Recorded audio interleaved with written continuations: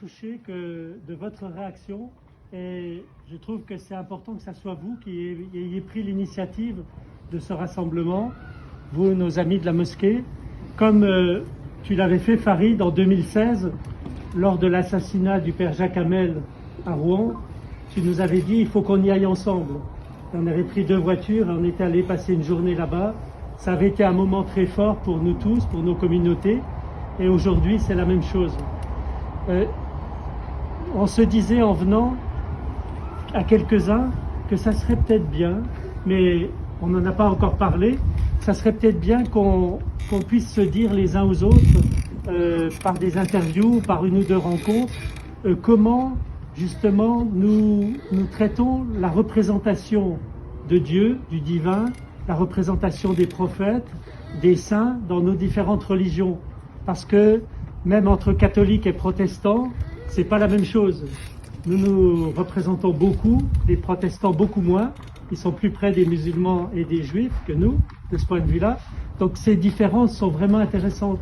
Et c'est important qu'on puisse les découvrir pour justement transmettre aux familles, aux enfants, vraiment ce que pense chaque religion.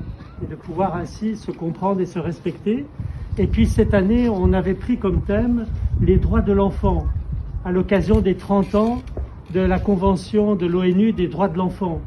Et on a commencé, Luigi a commencé à faire des interviews de plusieurs d'entre nous, et je me disais, ça serait peut-être bien de les continuer, parce que dans les droits de l'enfant, les droits des enfants, il y a aussi le droit à un enseignement de qualité, un enseignement respectueux, un enseignement à l'esprit critique, à la liberté d'expression, mais une liberté éclairée.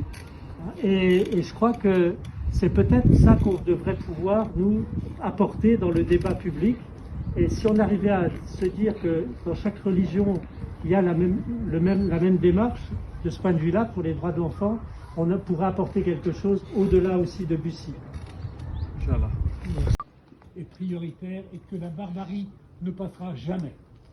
Alors vraiment, merci à vous tous de la communauté musulmane d'être là si nombreux. C'est quelque chose d'extraordinaire. Merci aussi aux représentants des autres communautés de l'Esplanade. Je crois qu'aujourd'hui, encore une fois, nous montrons que cette esplanade est véritablement habitée par un esprit de paix et d'amour des uns des autres. Merci.